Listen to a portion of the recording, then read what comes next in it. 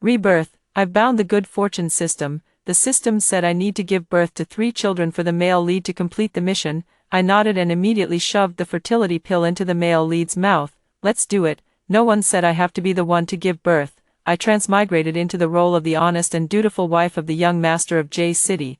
A ding sounded in my mind, and the glowing orb calling itself the good fortune system was still chattering away.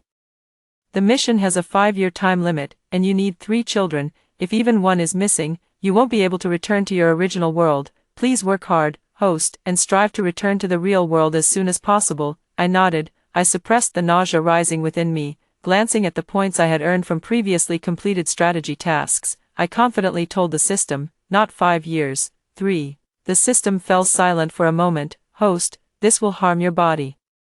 I know you really want to return to the real world, but this method, I smiled generously. I said, only 5 years. Then, on the panel, I used my 100 points to exchange for a fertility pill. There are still 94,623 points left, the system said. I forgot you're the host with the highest points in the entire server. This is my last mission. I actually got bound to a good luck pregnancy system. It's okay, there are plenty of fertility pills. I looked at myself in the mirror. Sarah, with willow leaf eyebrows and almond-shaped eyes, usually kept my head lowered and breathed very softly. She and Harry Green had a marriage of convenience, a young couple, bound together by interests. Harry Green, with his striking looks and substantial wealth, is always the subject of gossip and anecdotes wherever he goes. He frequently appears in tabloid news, with media reports claiming that whenever Harry Green shows up, the air is filled with the scent of hormones. Whenever there is gossip that conflicts with the interests of the group, he always tells the media, I believe my wife will handle all of this. In media reports, he is described as having a high nose and deep-set eyes, extremely charming, but when Harry Green came home, he couldn't even spare me a single glance. In the original host's memory, this young master had always treated the honest and dutiful wife, arranged by the elders, as if she were invisible. The system comforted me. Don't be too sad, a child can win back a man. You have the fertility pill now, so it's very easy to conceive, and even having twins is not a problem. Once you have a child, wait until he turns over a new leaf. For you, he would even give his life. What era is this, trying to win back a man with a child? Who wants his life, anyway? I don't want it. They always give away things nobody wants. I smiled at the system, repeating what it just said. Yeah, the fertility pill is really easy to get. The system shivered and said my laughter was eerie. Harry Green returned home very late from Vanity Fair that day. He could be away from home at other times, but he had to be home on the 15th of every month. This was a rule established by both families during the initial marriage alliance, and on this day, we were to sleep together. Harry Green was sick of such routine matters, so he drank himself into a stupor. He half reclined on the sofa, his long legs crossed, rubbing his temples. The system urged, Host, this is a great opportunity. It's very easy to get pregnant tonight. I dissolved the fertility pill in a cup of water and stirred it. Don't rush, I whispered softly. As I slowly approached, Harry Green lifted his eyelids slightly. He sneered at me and said, What? Can't wait. I twitched the corner of my mouth. There has never been a time when my underwear felt drier than it does now. But I still lowered my head and said meekly, Have a sip of the hangover soup first. By the time the system finally realized what I was about to do, it was already too late. It screamed sharply in my ear, but Harry Green had already drunk it. The system said, You soaked the fertility pill in water and gave it to the male lead. He's going to get pregnant. I retorted. Didn't you say you wanted to have 3 children with the male lead? How can someone else's child be better than your own? The system fell silent. Finally, he nodded mechanically. That makes sense, but since ancient times, no male protagonist has been able to give birth, right? I rubbed my forehead and said, There are no buts. If he doesn't give birth, you will. You know I have a lot of points. I just don't know if there's something that can make the system simulate human childbirth. The system said, I'm scared, please continue. Harry Green had drunk a lot of alcohol and was now feeling parched. He downed it all in one go. Taking advantage of his drunkenness, he pulled me over abruptly. I ended up sitting on his lap. Harry Green looked impatient, his expression dark and inscrutable. He said, I don't have that much foreplay with you. Sit on top and move yourself. I looked at him calmly. In my mind, I counted down. 3, 2, 1. Just then, a sharp ring of the telephone sounded. Harry Green clicked his tongue in annoyance. But then he saw the familiar number. He pushed me off him abruptly. In my excitement, my forehead hit the coffee table, and a dull pain shot through me. I gasped in pain and immediately used my points to exchange for a pain-blocking item. Harry Green didn't even glance at me. I knew it was because his beloved Julia had returned to the country. After a brief phone call, he responded with a few MMS, grabbed his coat, and hurriedly headed out. The system is more anxious than I am, host. Hurry and stop him, otherwise, we'll have to wait until the 15th of next month again. I remained calm and glanced at Harry Green. It was I who secretly arranged for the white moonlight to return to the country. I said to the system, "What's the rush?" The system replied, "If it doesn't happen this time, who knows when it will happen next?" I raised my index finger and waved it in front of the system. "No, it's definitely happening tonight." I casually handed the car keys to Harry Green. He finally looked at me directly at that moment. He coughed lightly with his hand covering his mouth.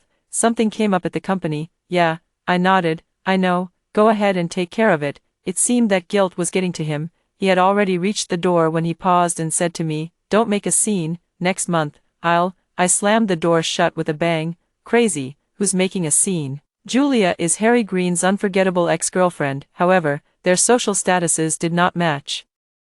And there was also the business alliance marriage between me and Harry Green. Fearing that she might cause trouble, my family gave Julia a large sum of money behind my back, and she was sent abroad to study. Just 2 days ago, I had the people monitoring Julia withdrawn. At the same time, rumors of discord between me and Harry Green were spread. Tonight is a reunion for Harry Green and his first love, which feels even sweeter after their time apart. After this night, Harry Green never went to nightclubs or bars again. However, Harry Green and Julia frequently appeared on the trending searches. Harry Green was often photographed staying overnight at a certain apartment. I asked the family doctor to keep a close watch on Harry Green's physical condition. The family doctor sighed emotionally. "It's so touching, even at a time like this. You're still concerned about Mr. Green." I couldn't hear clearly in the nightclub, so I shouted into the phone, "You must tell me if there's anything." Thus, everyone spread the word that I was madly in love with him. By the 15th of next month, Harry Green came to me very early that day. He didn't look well that day, and the first thing he said to me was, "Learning to play hard to get. Aren't you going to question me about the trending topic this time? What nonsense are you babbling?" I impatiently rolled my eyes behind his back. He looked me up and down with a meaningful glance. Still sulking, he continued, "It's not easy for her to come back from abroad alone. Besides, Sarah, you have to pay for what you did back then. Look, cheating is cheating." To ease their own guilt, they shift the blame onto others. Harry Green is just like that, unwilling to let go of our family's support and unable to forget his first love. Then he casually picked up the glass of water from the coffee table and drank it. That was the fruit tea Auntie made for me, and I hadn't finished it. I was just about to stop him, but heard him retch, then say in a deep voice, "What the hell is this?" My eyes instantly lit up. The words were on the tip of my tongue but hadn't been spoken yet. Harry Green retched again, at the same time.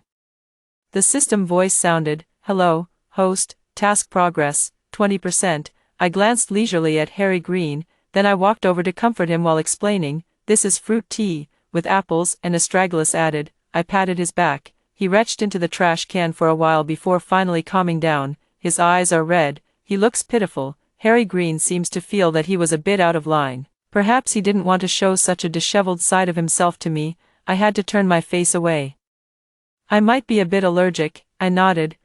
I understand. Pregnant men's emotions are always sensitive and suspicious." I glanced at the clock. It was already 11 p.m. I kindly reminded him, "You should go to bed early." He looked at me hesitantly. It seemed as if he thought my words were hinting at something. Then he said in a low voice, "I'm not feeling well tonight. I don't want to do it. You see, you just can't give men a friendly look."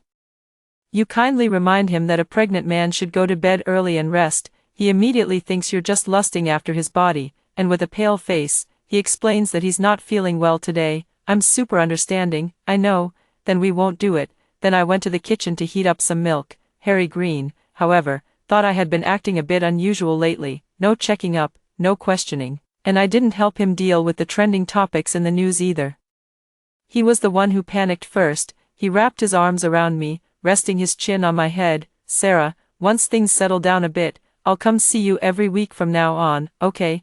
I removed his hands, served the warmed milk. He reached out his hand, as if ready to take the milk. I brought the milk to my lips and took a sip. I looked Harry Green up and down. Have you not been managing your figure lately? You seem to have gained some weight. And your skin looks a bit loose. After saying that, I walked away on my own, leaving Harry Green at the kitchen door, questioning his life. His once honest and dutiful wife would have warmed milk for him and would never have said such things to him. He turned his face and looked at his reflection in the glass. He thought about it and realized that his figure had indeed been a bit out of shape lately. Was it because he had been too indulgent with Julia this past month? Indeed, Julia never lifted a finger to do any housework, and for the past month, he had been eating takeout with her every day. Occasionally, he would miss the taste of home-cooked meals, but Sarah didn't call to make an excuse to go home, and it wasn't the 15th yet. She definitely couldn't take the initiative to go back. If she relied on the tactic of playing hard to get, it would be too obvious.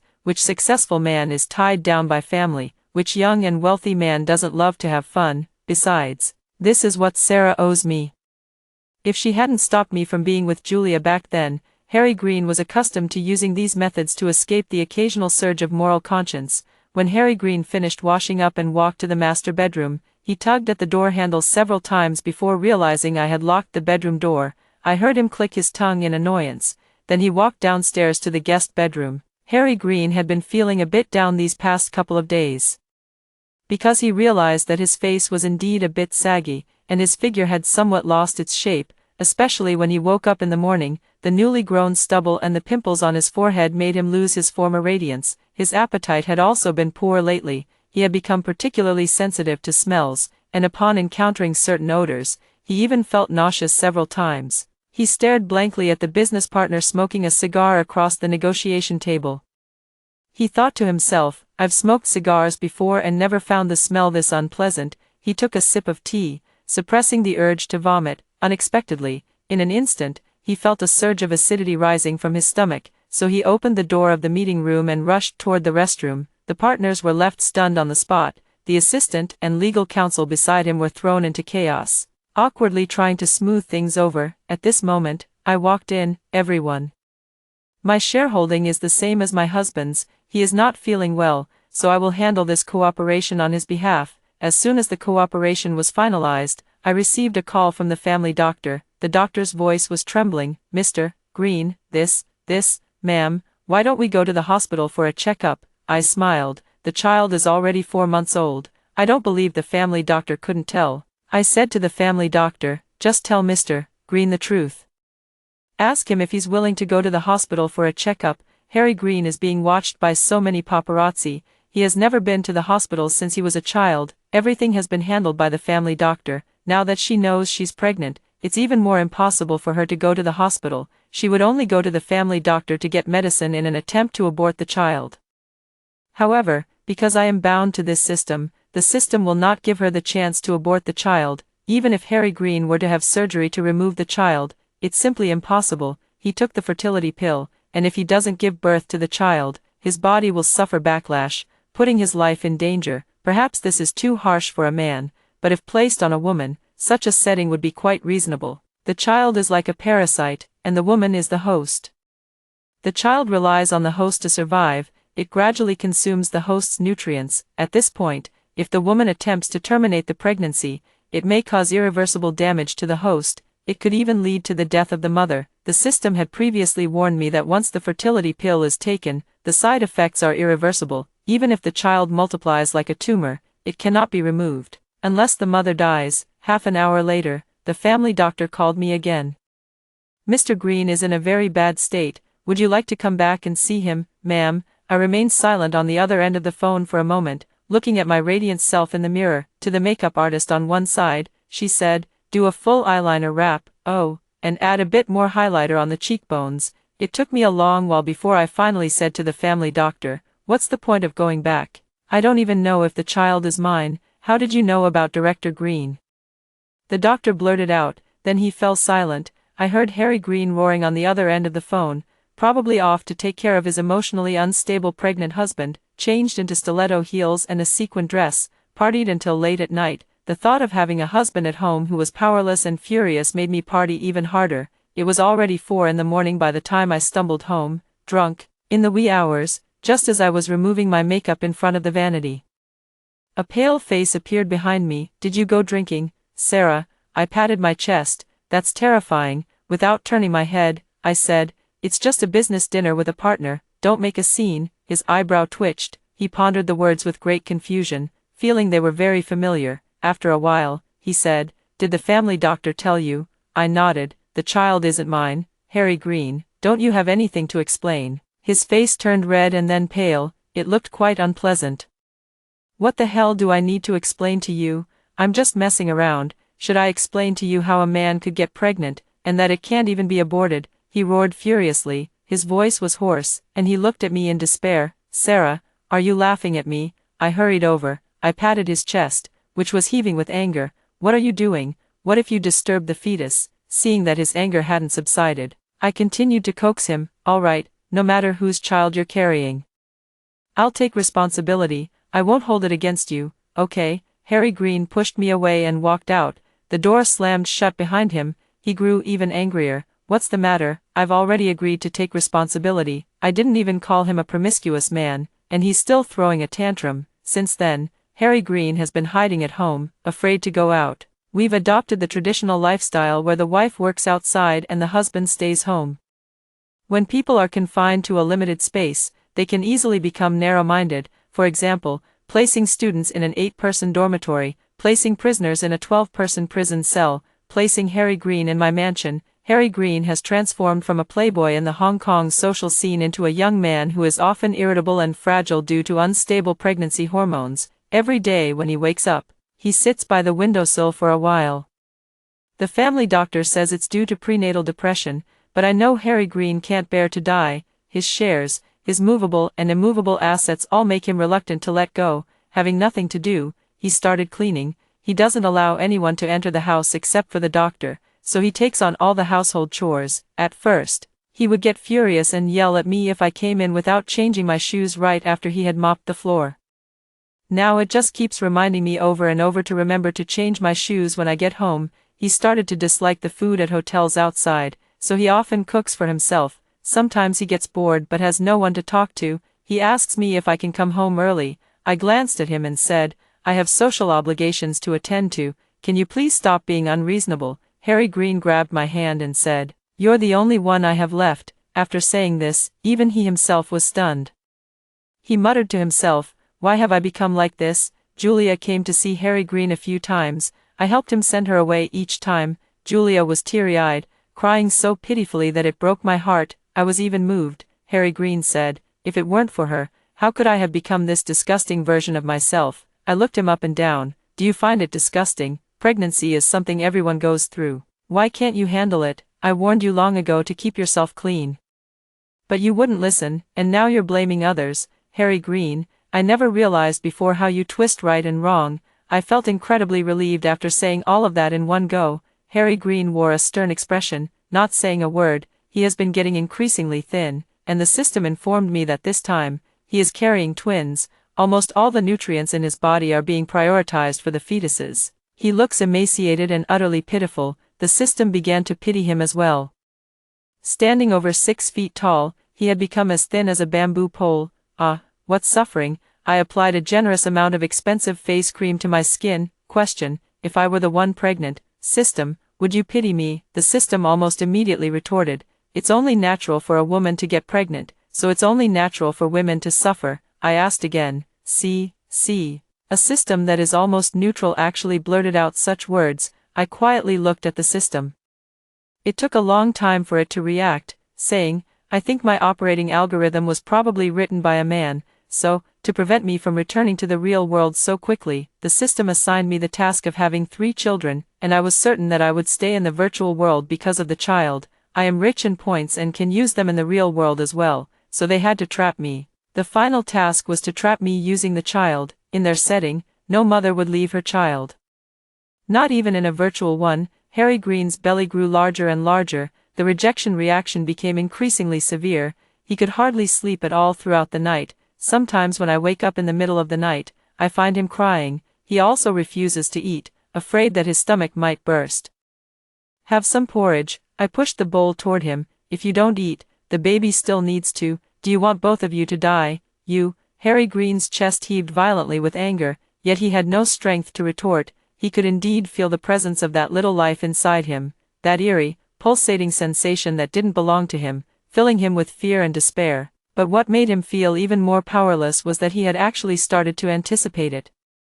To anticipate the new life he was nurturing. At the same time, he began to quit smoking and drinking. I said to the system, "See, I told you he would accept this child sooner or later." The system asked, "Is it because of love?" "Of course it's because of pregnancy hormones, you dummy." Before I knew it, I had entered the 3rd trimester. Harry Green's emotions became even more unstable, often waking up in the middle of the night and staring blankly at her distorted body in the mirror.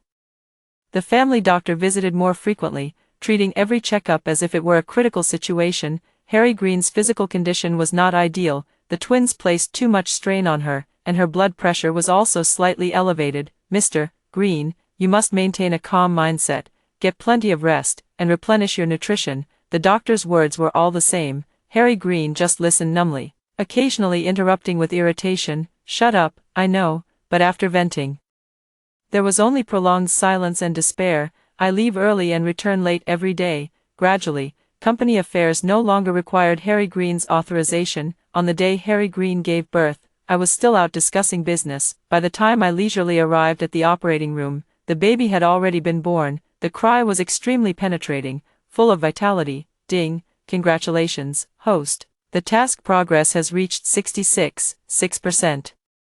The system's notification tone carried a sense of joyful relief. It seemed like everyone was feeling relieved for Harry Green, but what they didn't know was that the real pain would begin after giving birth. Harry Green thought she would be free once the baby was born. He was wrong. The physical trauma from childbirth far exceeded his imagination, the laxity and weakness in his abdomen, the exhaustion from the ordeal of labor, and the drastic fluctuations in his hormone levels all plunged him into an unprecedented predicament. He couldn't use the bathroom on his own. He had to rely on the postpartum caregiver to assist him. Day after day of shame often made him feel inexplicably irritable and emotionally low. His spine and pelvis were deformed, and his walking posture was strange. I signed him up for a postpartum recovery class. He is too proud to go.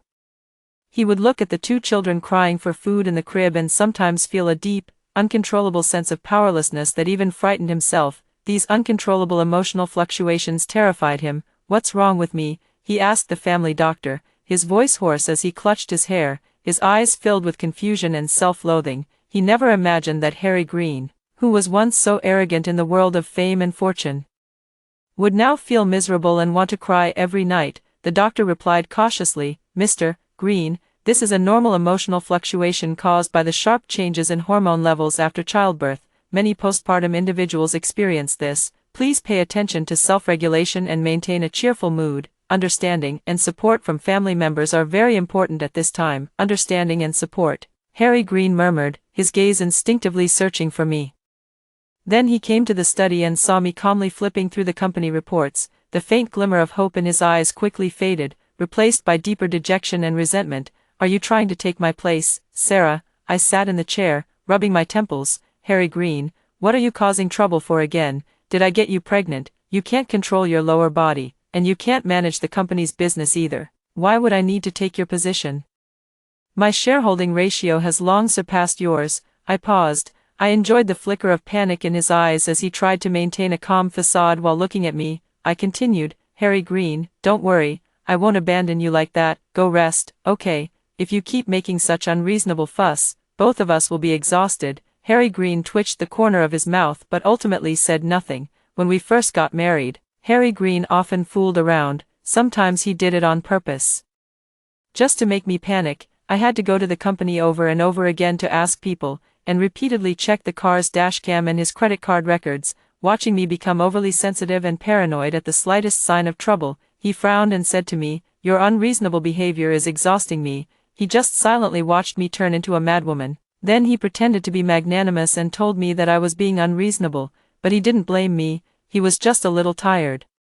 If I were a good wife, I wouldn't make him so tired. After discovering that my equity ratio was higher than Harry Green's, Harry Green finally made a determined effort after much reflection: start working out, lose weight, and shape up. After entrusting the child to the nanny, he devoted himself wholeheartedly to his work. Finally, after being absent from business for half a year, Harry Green began to make appearances. In the footage, he looked vastly different from the Harry Green of 6 months ago. He has lost his edge, his eyes and demeanor always seem listless, he can't even carry off the suits he used to wear. The headlines the media came up with are also quite interesting. They say Harry Green hasn't been seen for half a year, and his condition is as bad as a postpartum comeback. Harry Green has no time for these gossipy news, throwing himself entirely into his work. Even the system gave him a thumbs up. Harry Green is now completely a prodigal son returned. And he even visited his 2 children last night despite coming back so late. However, the system is starting to worry about my task progress again. If he completely quits his addiction, what will you do with your task? I didn't speak. Do you believe in a man's ability to turn over a new leaf? Or do you believe I am Qin Shi Huang? Harry Green is just feeling a sense of crisis right now. He just wants to compete with me. He just wouldn't allow me to stand above him, so. In the 2nd month of his comeback, he joined forces with the shareholders meeting to remove me from my position as CEO.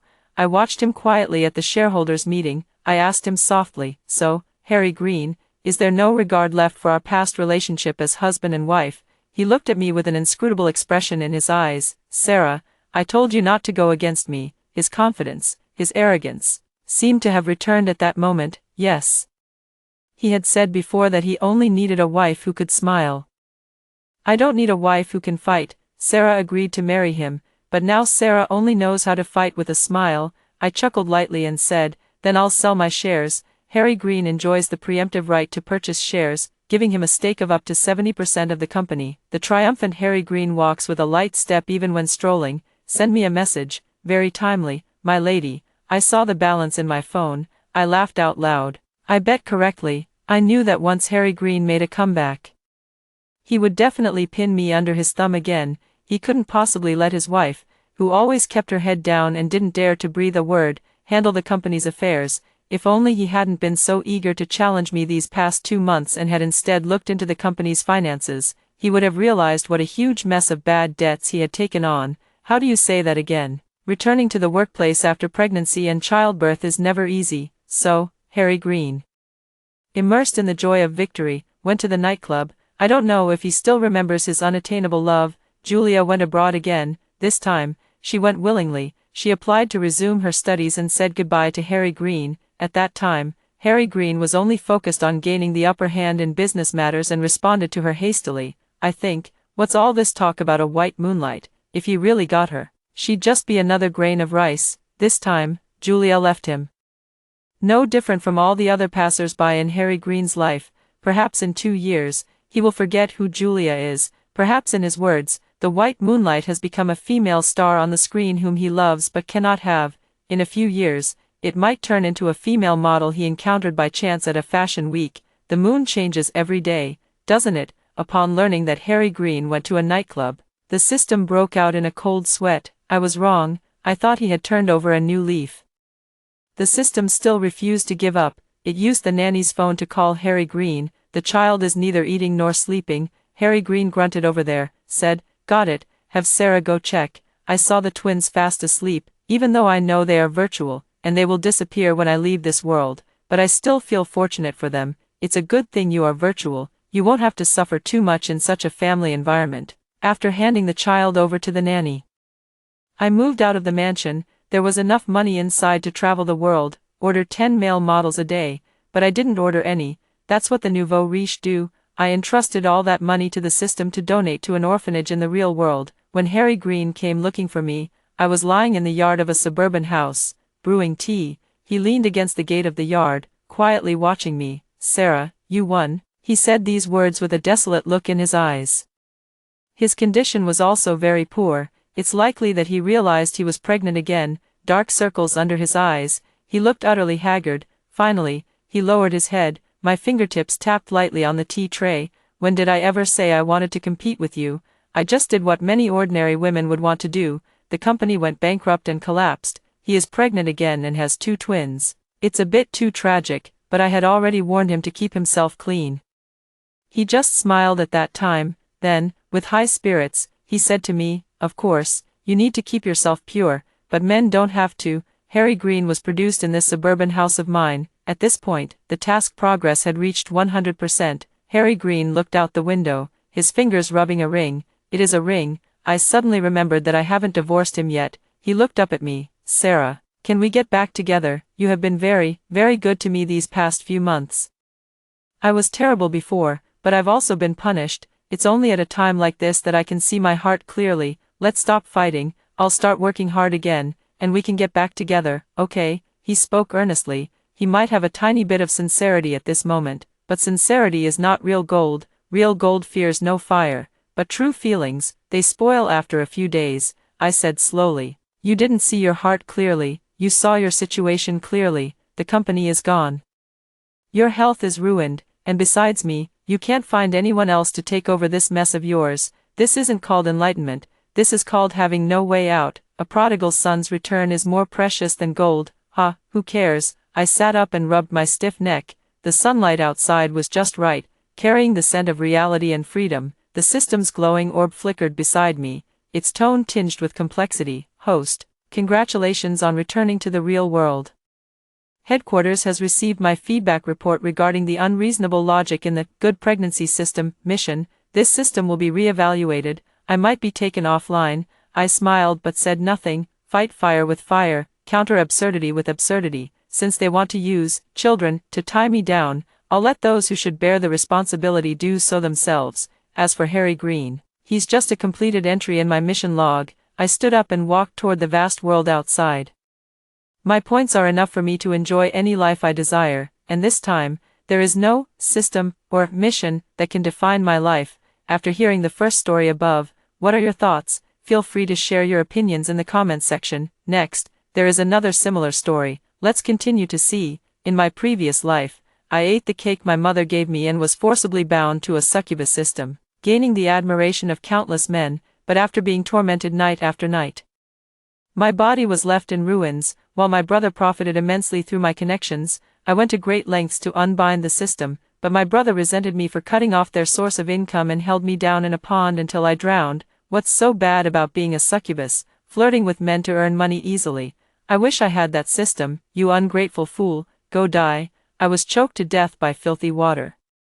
While my mother and brother lived a life of wealth and freedom using my inheritance, enjoying their blessings for a lifetime, when I opened my eyes again, I had returned to the moment my mother handed me the cake. I smiled and took it, then turned around and fed the cake to my brother. If he wants to be a succubus so badly, of course I have to make it happen for him. Sophia, you've worked hard today.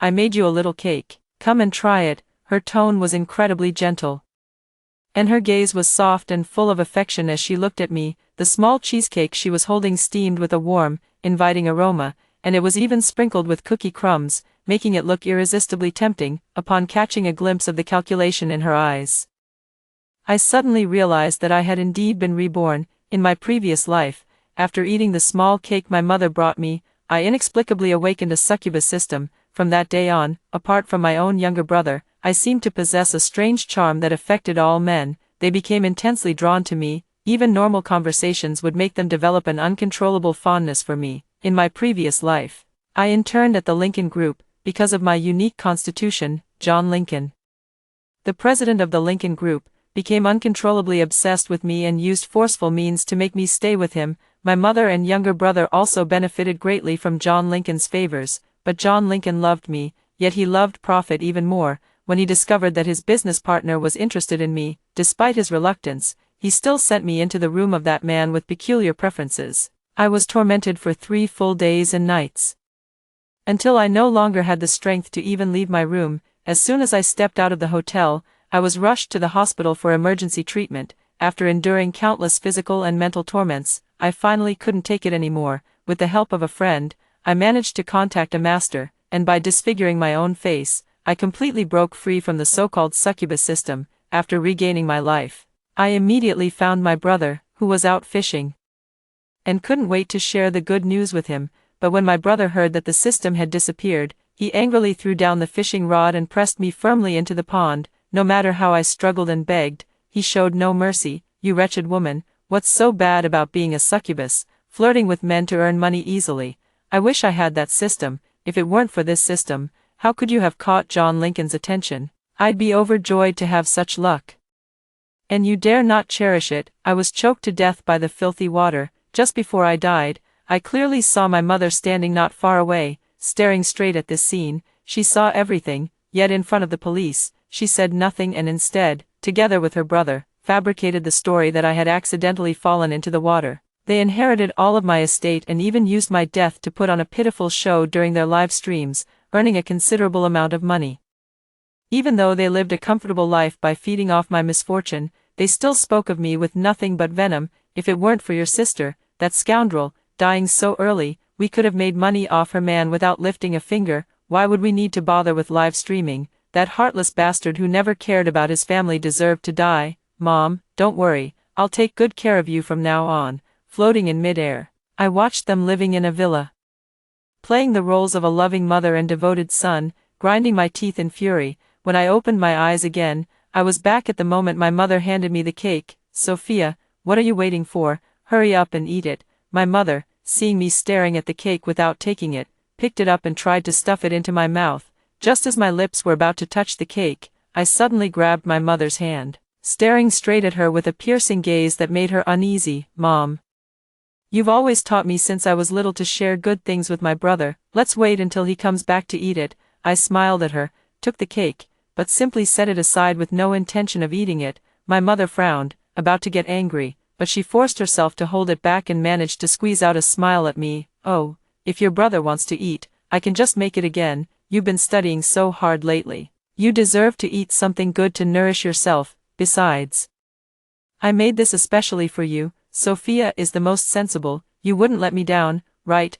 My mother looked at me with a pleading expression, unintentionally revealing a few strands of white hair at her forehead, looking quite weathered. In the past, I would have been fooled by her pitiful motherly act and obediently complied, but this time, but Mom, how can I eat it if you haven't even tried it yet? Mom, you've worked hard. Here, have a bite.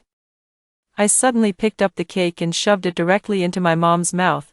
Caught off guard, she bit off a small piece, her eyes instantly widening in shock, and her face turning as ugly as if she had eaten something disgusting. Ah, she screamed and ran into the bathroom to induce vomiting, terrified that she might have actually swallowed it. I sneered coldly, wondering how to deal with this thing, when my eyes suddenly caught sight of my brother lurking suspiciously outside the door.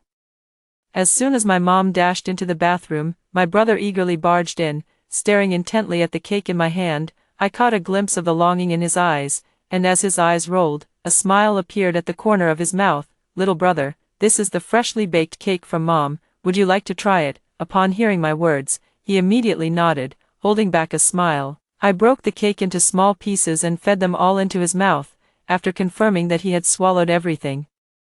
I finally breathed a sigh of relief. I was about to tell him not to tell my mom, but when I turned my head, I saw my brother's bulging, frog-like eyes staring at me with pure malice. He silently moved his lips, and though no sound came out, I could clearly read his words from the shape of his mouth. Ungrateful wretch, you're bound to such a great system and still trying to break free, making it impossible for me to earn money. If you don't want this blessing, I'll take it. In this lifetime, I'll become a succubus too, hook up with John Lincoln, and make a fortune with ease. Looking at his smug expression, I suddenly realized that he had also been reborn. Sis, please don't tell Mom that I ate your cake. He rarely spoke to me so kindly, so I naturally smiled and nodded. Silly child, even if you didn't say anything, I would have done the same. After all, how else could I trick you if I didn't do this? By the time my mom came back, the small plate on the table was completely clean, with only a few leftover cake crumbs remaining. After I said the cake was really delicious,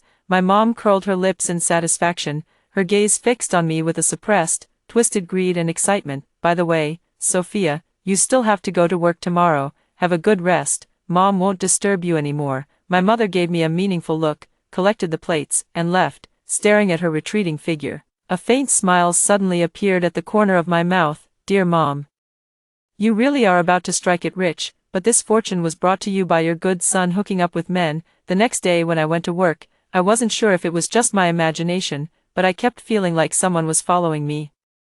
When I got to the company, sure enough, my boss called me to KTV to discuss business. As soon as I stepped out, that feeling of being followed vaguely crept up on me again. I didn't dare to think too much and quickly got on a bus. Sure enough, among the people who boarded afterward, I immediately spotted my brother wearing a baseball cap and a mask. Even though he had covered himself completely and kept avoiding my gaze, I recognized him at a glance. I sneered coldly and pretended as if nothing had happened, acting as though I hadn't noticed him. As for why he was following me, I actually knew the reason, but he had no idea what would happen after he started following me. I was thinking about what to do next when suddenly I heard him let out a piercing, pig slaughter-like scream. The scream was so sharp that everyone on the bus turned their attention to him, in an instant, as if afraid of being discovered by me. My younger brother quickly lowered his head, shamefully and angrily covered his buttocks, and pointed at the nose of a bald man behind him, cursing in a low voice, "Don't you have any shame? You just groped my butt several times. Touching is bad enough, but you actually used that too, you beast." Hearing his embarrassed and angry accusation, everyone in the car looked at him with strange eyes, as if looking at a monster. However, the men's gazes carried more or less some ill-intentioned curiosity. A cold smile curled at the corners of my lips as I saw their expressions, that greedy, coveting look in their eyes, like a beast catching the scent of fresh blood, was all too familiar to me. In my past life, I had been surrounded by such gazes more times than I could count, but no matter how uncomfortable I felt, in my brother's eyes, it was always me being ungrateful. After all, in his view, being desired by men was partly my own fault for being provocative, and partly an opportunity to gain some advantage, but now that this good fortune has fallen upon him, it seems he isn't very happy about it.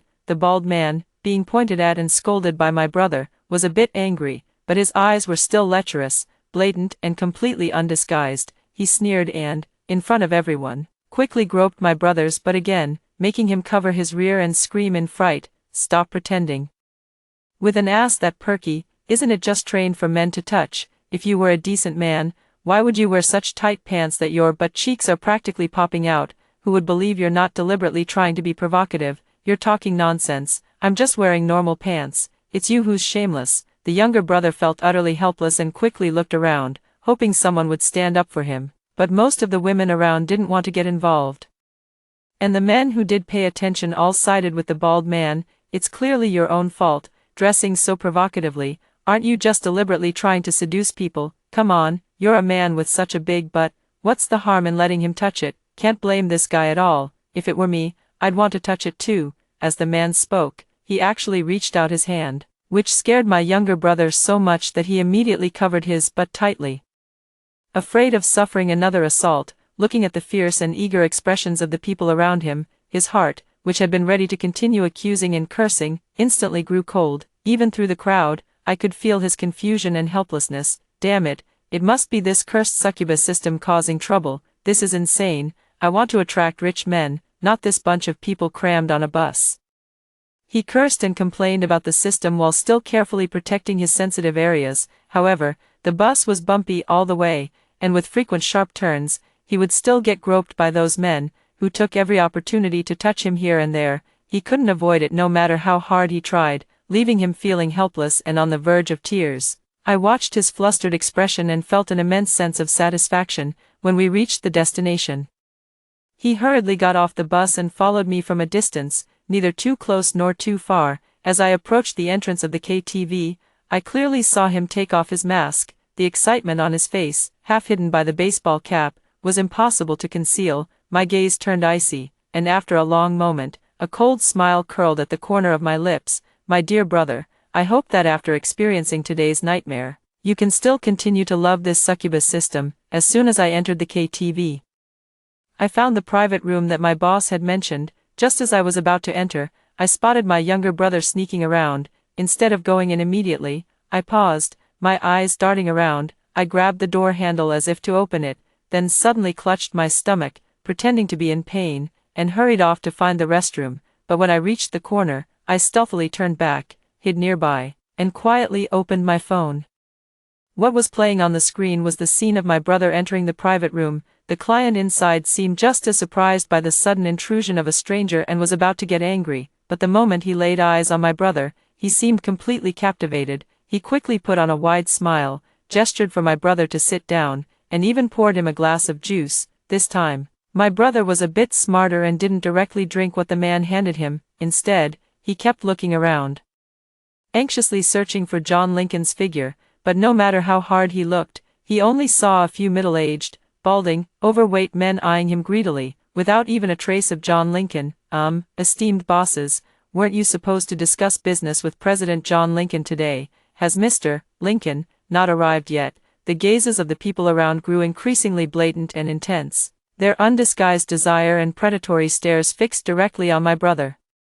Sending a chill of fear down his spine, my brother cautiously questioned them while subtly inching backward step by step, trying to reach the door of the private room and seize an opportunity to escape. Finally, just as he touched the door handle and instinctively twisted it to make a run for it, his hand was grabbed by a man. At some point, a lecherous bald man had already blocked the door, grinning as he held my brother's hand and even brought it to his lips to kiss it. The breath was so foul that my brother almost fainted on the spot. "Sweetheart, there's no President Lincoln here, only President Leo, President Bob, and President David. It doesn't matter if there's no President Lincoln. If you serve us well, we can give you just as much as your President Lincoln ever did." As soon as the words were spoken, the men around suddenly lunged at my brother like hungry wolves. However, they didn't resort to force directly.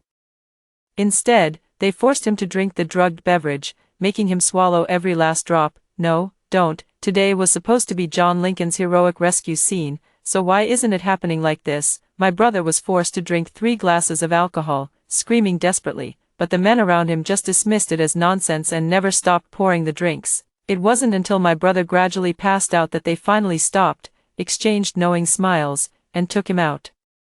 Heading straight to the nearest hotel, as soon as they left, I quickly entered the private room and retrieved the camera I had hidden earlier. Then, I followed them and booked a room right next to theirs. I have to admit, middle-aged men certainly have plenty of strength and tricks up their sleeves, even without witnessing the explicit scenes happening inside the room. Just hearing my brother's occasional miserable cries was enough for me to imagine his predicament. "John Lincoln, John Lincoln.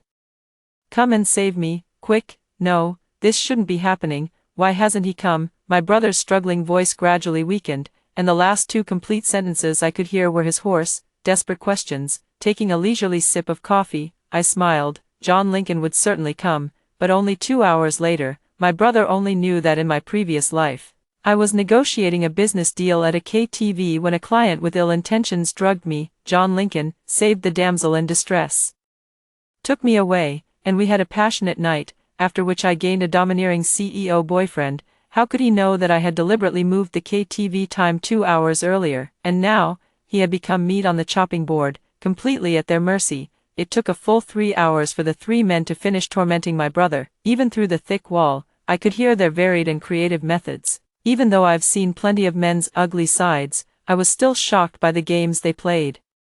All 3 of them are considered respectable figures, and their torment of my brother was just a whim under the control of the succubus system. Now that it's over, they were afraid of being entangled, so they sneaked away, leaving my brother alone in the room. I was about to push the door open to check, but someone else entered the next room. My younger brother seemed to have just woken up. Seeing someone enter, he let out another frightened cry, but by the end, the cry surprisingly turned into delight. "Lincoln, John Lincoln." My hand, which had been gripping the doorknob, suddenly let go. The familiar, demonic voice from next door made my heart leap into my throat. But then, an idea struck me. Instinctively, I pulled out my phone, quickly found that familiar number, and sent a text without a second thought, then continued to keep an eye on the situation here. "Poor little thing. Do you know me?" John Lincoln spoke in a flirtatious tone.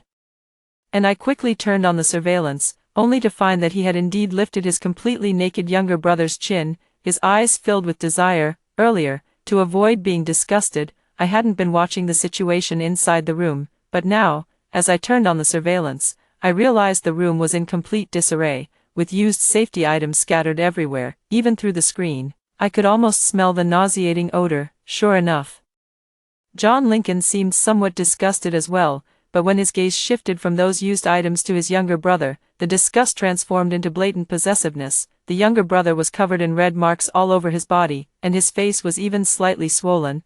Clearly, he had been slapped while struggling. At that moment, he looked shyly at John Lincoln, his eyes filled with affection, and his voice even took on a coquettish, sweet tone. "President Lincoln, I was just.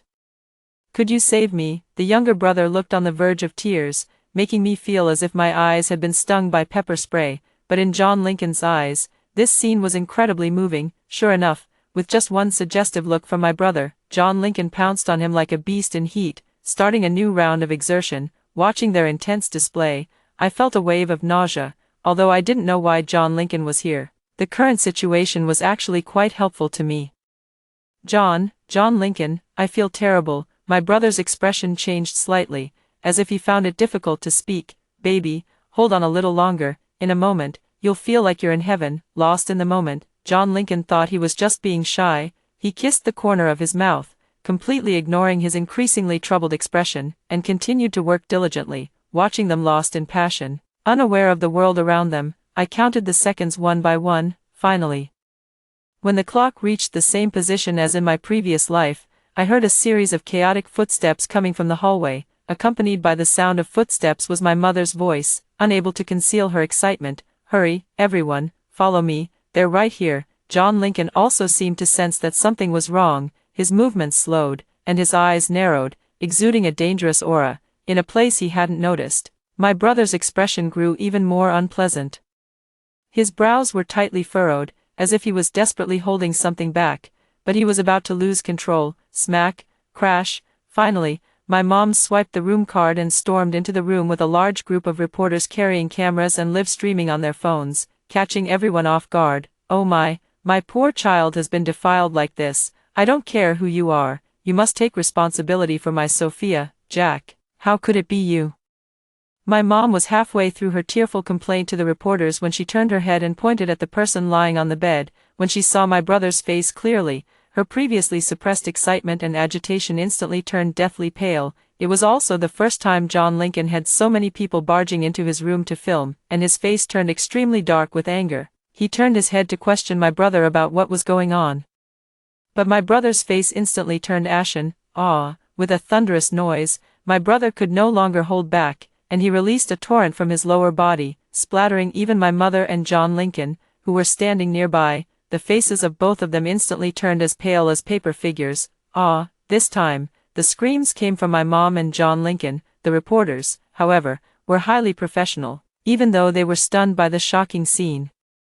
They didn't forget to keep their cameras rolling. When John Lincoln saw what had sprayed onto him, his eyes widened instantly. Without bothering to stop the reporters or put on clothes, he rushed into the bathroom stark naked in front of everyone, although my mother also found it disgusting. When she saw that the person on the bed was my brother and not me, she was so shocked that she couldn't even close her mouth, completely forgetting about the filth on her body. "You, Jack, how could you be here? It should have been Sophia. Why is it you?" My brother was completely stunned by the sudden intrusion and lost control, which led to the earlier tragedy. At this moment, his face was deathly pale, like a bloated corpse. Hearing what my mom just said to the reporters, even he, as foolish as he is, understood that this group of people, who were frantically capturing his embarrassing state, were brought here by his own mother. "Do you think I'm not humiliated enough? Get out of here, all of you, get out!" My brother cried and slapped my mom, then pushed her out while still naked. All the while strange fluids kept dripping from his body, although the reporters all wanted to capture more footage. Upon seeing my brother's body, which resembled a biohazard weapon, they all scattered and disappeared without a trace. My mother was locked out of the room by my younger brother, crying and banging on the door, urging him to hurry home with her, but my brother quickly wiped himself clean with a bedsheet and walked into the bathroom, seemingly wanting to explain something to John Lincoln. I couldn't see what was happening inside the bathroom, but I heard intense cursing and the sound of slaps. It took more than 10 minutes before John Lincoln finally emerged. Radiating cold anger, after hurriedly getting dressed, he yanked the door open, kicked aside my mother, who was crying so hard she could barely breathe, and stormed off in a rage. My mother hurried into the room just in time to see my brother, covered in horrifying injuries on his face and body, wrapped in a towel, about to rush out the door to chase after John Lincoln and continue explaining. She cried and grabbed my brother, trying to stop him from going. But he was in a hurry to catch up with John Lincoln and didn't care about my mother at all. He pushed her to the ground. My mother never expected her own son to be so heartless. As she fell, she accidentally hit her forehead on the corner of the table, and blood immediately started gushing out. She fainted on the spot. My brother was startled, but after a moment of hesitation, he stepped right over my mother's body and ran out in the direction of John Lincoln.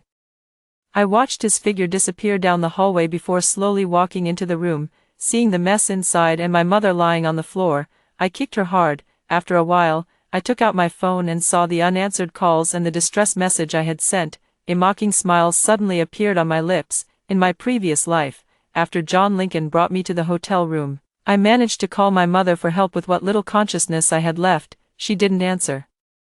So I switched to sending a text message. After sending the message, I tried to call the police, but John Lincoln, who had just finished showering, caught me. In a fit of rage, he smashed my phone and brutally assaulted me. But after my mom received the text message, she actually brought a large group of reporters to block the door, forcing John Lincoln to acknowledge me as his so-called girlfriend, under the dual pressure of the succubus system's manipulation and real-life circumstances.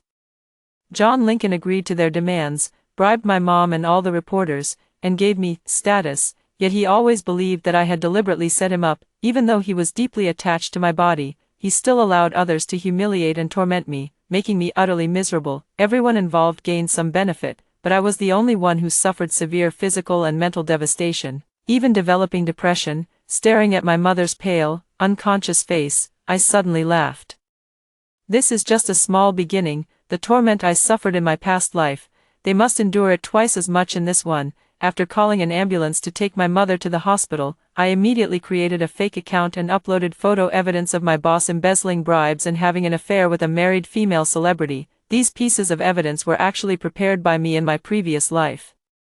The leader deliberately assigned me to deal with the lust-driven big client precisely because he knew these things existed, intending to frame me first. I bought several traffic packages for this blog post, and coupled with the female celebrity's own popularity, the news exploded within just an hour. The leader was directly taken away for investigation during the meeting, and the female celebrity was forced to issue an apology immediately due to the overwhelming evidence.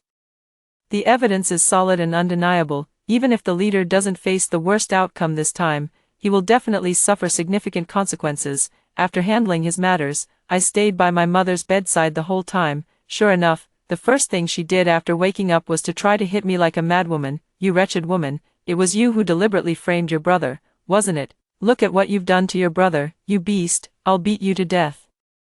I grabbed my mother's incoming slap, sneered, and slapped her back across the face. Get this straight.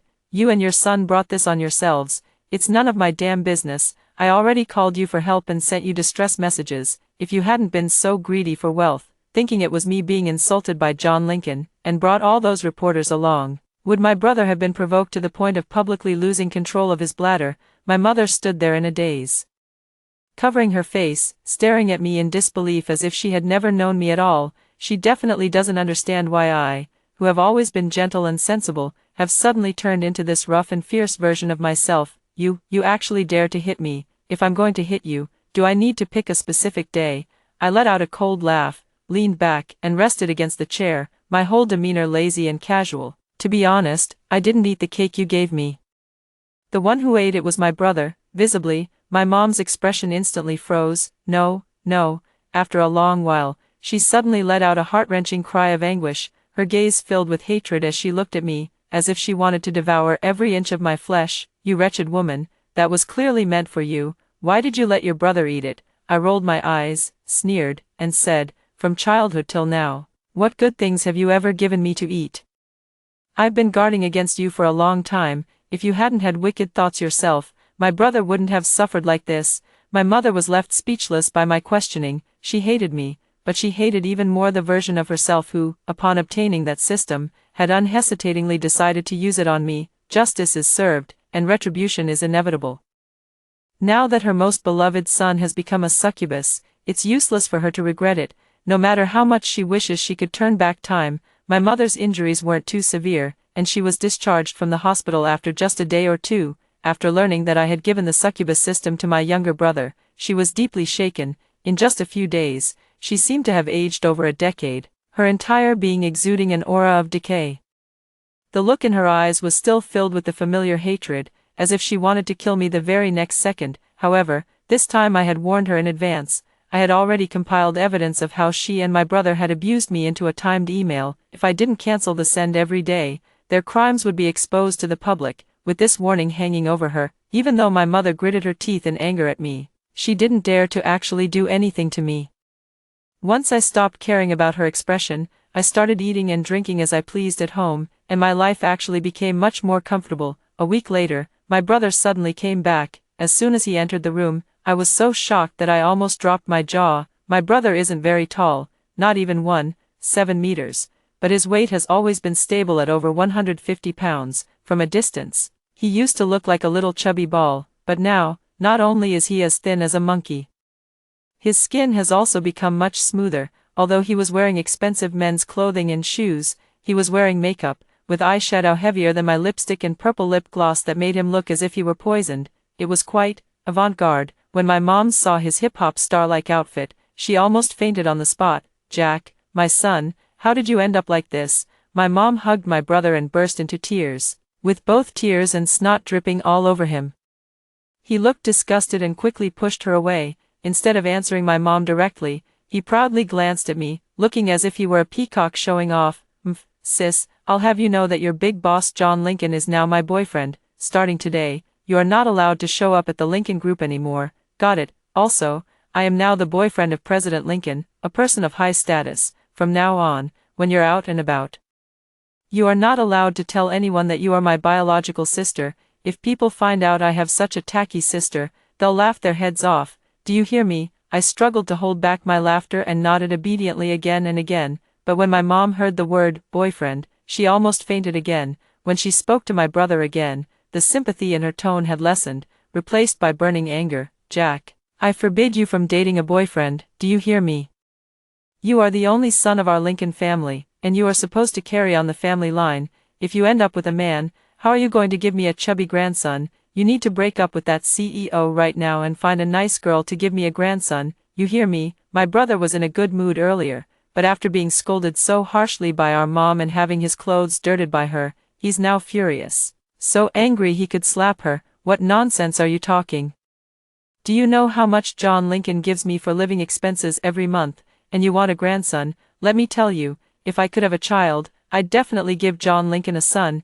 If you don't want money, don't stand in the way of my fortune. I'm going to marry into the Lincoln family and become the CEO's wife. Last time you brought reporters into this, I had to spend ages coaxing John Lincoln before he forgave me. If you dare cause any more trouble, I won't even acknowledge you as my own mother." After saying that, my brother angrily pushed my mother aside and stormed out, slamming the door heavily. "Jack, don't go, come back. Oh my, what have I done to deserve this? I raised a daughter who is unfilial and ungrateful, and the son I've loved my whole life doesn't even acknowledge me anymore. Why is my life so miserable?" I watched as my mother was pushed to the ground, looking utterly disheveled with tears and snot smeared all over her face, unable to do anything but lament her tragic fate. I couldn't help but let out a quiet laugh. "No, that's not right. Why can't I move? Sophia, quickly call an ambulance for Mom. Mom can't move." I was still secretly laughing, caught off guard by my mom's interruption, and felt a bit annoyed,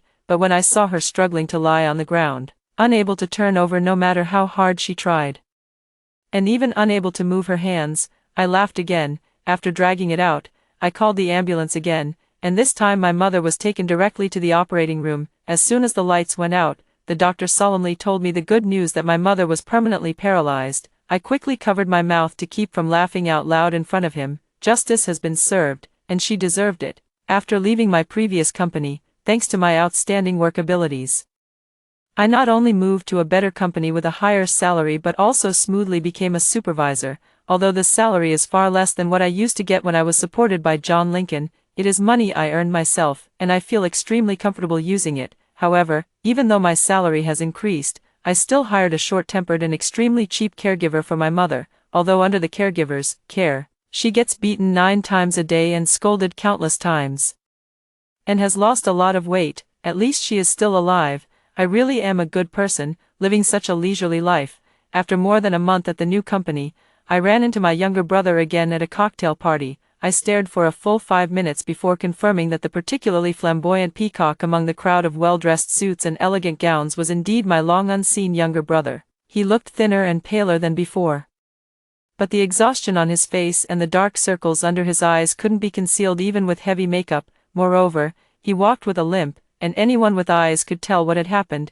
I stared at his tight, lace-cut-out leather outfit and the highly inappropriate pink high heels, feeling as if I had a fishbone stuck in my throat, and, I don't know if it was just my imagination, but I felt like the swell of his chest was more pronounced than usual. Without a doubt, this was John Lincoln's idea. In his previous life, he loved seeing me dressed provocatively in formal settings, which satisfied some hidden pleasure of his. Seeing that I was also there, he proudly puffed out his chest, looking smug. "Oh, sis, still slaving away at work here, huh? If you beg me, I might just be in a good enough mood to ask my John Lincoln to arrange a decent job for you at one of Lincoln's subsidiaries." I looked at his smug expression, picked up the red wine glass, and showed a face full of surprise.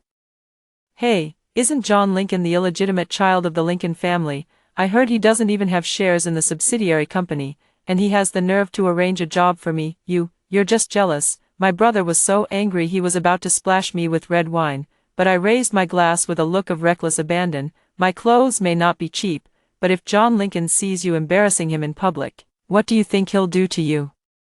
My gaze subtly drifted toward the faint yet startling red marks on my brother's exposed neck, a faint smile playing on my lips. "It seems John Lincoln has been giving him quite a hard time lately." Sure enough, my brother immediately fell in line, suppressing his anger and glaring at me through gritted teeth, but at the same time, the few major clients who had been chatting happily with me just moments ago were now looking at me with reproach in their eyes. "Miss Lincoln, this gentleman hasn't offended you in any way. Why are you being so aggressive? Exactly, what's the point of bullying a man? Get this straight, you're just an employee, while he is the future partner of the Lincoln family heir. There's a clear distinction in status." Listening to their protective words, the younger brother curled his lips in satisfaction and even threw a few flirtatious glances their way. Sure enough, the group of men were already quite interested in him. And seeing his responsive gaze, they instantly felt their bones melt. "Sister, don't be angry. After all, I'm naturally attractive to men. It's a blessing you couldn't even hope for. My monthly allowance now is more than your annual salary. John Lincoln even bought me a brand new villa in full, while you, even if you work your whole life, couldn't afford a single bathroom in one. You deserve to live at the bottom for the rest of your life." Listening to my brother's undisguised mockery and seeing the slight curl of his lips, I ignored him. Instead, I raised my glass and smiled, looking past him. "President Lincoln, I've long heard of your reputation." The moment John Lincoln's hand touched my brother's arm, his body visibly trembled. "I've long heard of you." John Lincoln politely clinked glasses with me, but his gaze quickly returned to his younger brother. Deep and lingering, the corners of his mouth lifted into a smile. Yet the smile didn't reach his dark eyes, making him appear even more unsettling. "Baby, you've been flirting with others while I was away. That's not very well behaved of you." The younger brother shrank back, as if his very bones were tangling, but he still managed to force a smile, looking sweetly and obediently at John Lincoln. How could that be, John Lincoln? My heart only has you in it." "Really?" John Lincoln smiled faintly, his gaze unfathomable as he looked at him. "How can you prove it, baby?" The younger brother forced a smile and whispered something in his ear, which made John Lincoln narrow his eyes in satisfaction. Meanwhile, I quietly slipped away, moving to a spot not too far from them, but still at a distance. After I left, John Lincoln had a long conversation with those men whose eyes were firmly fixed on my brother. From this angle, I couldn't see what they were saying, but I could clearly see the satisfied expressions on the men's faces and the terrified look in my brother's eyes. After the banquet ended, driven by some kind of premonition, I called a car and followed John Lincoln and my brother's vehicle. When we arrived at the villa area, I pretended to be there to deliver documents and easily slipped inside. Hiding outside the villa, I saw my brother, his face deathly pale, being carried into the house by John Lincoln. Not far behind them, the three men who coveted my brother also entered. I quietly slipped into the house and, as expected, heard an all too familiar sound outside a hidden bedroom. "President Lincoln, you're so generous, even willing to let us have a taste of your partner. Don't worry, we'll definitely sign this big contract with you." John Lincoln chuckled softly, exhaled a puff of smoke, the corners of his eyes and brows curved, smiling with immense generosity. "As long as everyone enjoys it, it's his fortune to be able to serve you all well." Hearing his familiar, cold words, my heart jolted, and I suddenly remembered the nightmare from my previous life. My brother and my mother only thought that with John Lincoln as my boyfriend, I could live carefree and rise to great heights, but they completely ignored the fact that John Lincoln was just an illegitimate son of the Lincoln family. Even with the title of CEO, he held no real power, which led him to develop a twisted personality, stopping at nothing to achieve his goals. Even though they vaguely knew I was being humiliated, they never looked into it deeply. Now that my brother has tasted the bitterness himself, he must be able to understand a little of how I felt back then. "John Lincoln, no, I am yours. How could I serve them?" "John Lincoln, Please, save me, I can't be with 3 people. Listening to his brother's screams, John Lincoln snorted coldly, though a trace of nostalgia flickered in his eyes.